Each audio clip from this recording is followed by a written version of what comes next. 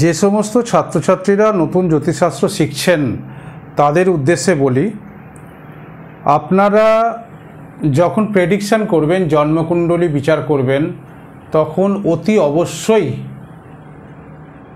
পঞ্জিকা সম্বন্ধে একটা ভালো ধারণা থাকা দরকার আছে।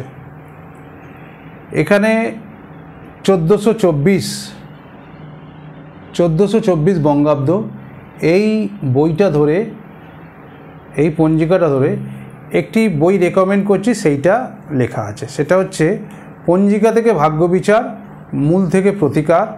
এই বইটা লেখকের প্রথম বই, দেবসূর্য পাবলিকেশন থেকে এটা প্রকাশিত হয়। এই বইটা একটু কালেক্ট করে নেবেন। এই বইটা সম্বন্ধে বা বিভিন্ন বই সম্বন্ধে এই পাবলিকেশানের, দেবসূর্য পাবলিকেশনের বিভিন্ন বই সম্বন্ধে একটা ধারণা নিতে গেলে ফেসবুক পেজ বই হলো প্রকৃত বন্ধু, এটা ফলোইং করে নেবেন। তাহলে ওখানে অনেক কিছু দেখতে পাবেন বা জানতে পারবেন বা আপডেট খবর পাবেন। আগের ভিডিওতে এই প্রথম থেকে এইগুলো সমস্ত বলে আসছি, বিষুব কাল পর্যন্ত বলা হয়েছে। এবার সূর্য উদয়, সূর্য অস্ত।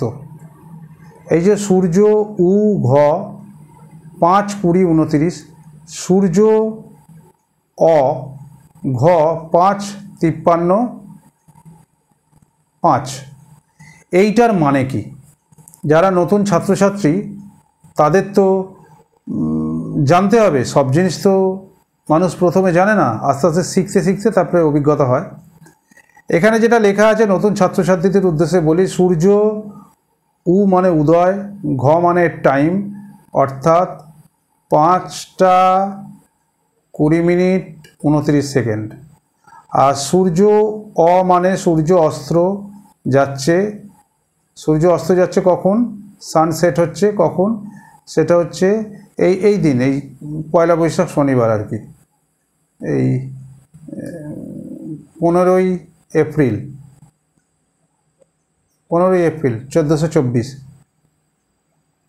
5 বিকেল, এটা বিকেল 5টা 53 মিনিট 5 সেকেন্ডে। এই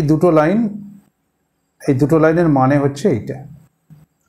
এটা আপনারা এই যে বইটা রেকমেন্ড করলাম, এই যে পঞ্জিকা থেকে ভাগ্য বিচার, মূল থেকে প্রতিকার, এই বইটার 22 নম্বর পাতায় 5 নম্বর পয়েন্টে ওপরে দেখবেন লেখা আছে যে এই জিনিসটা পুরো বোঝানো আছে।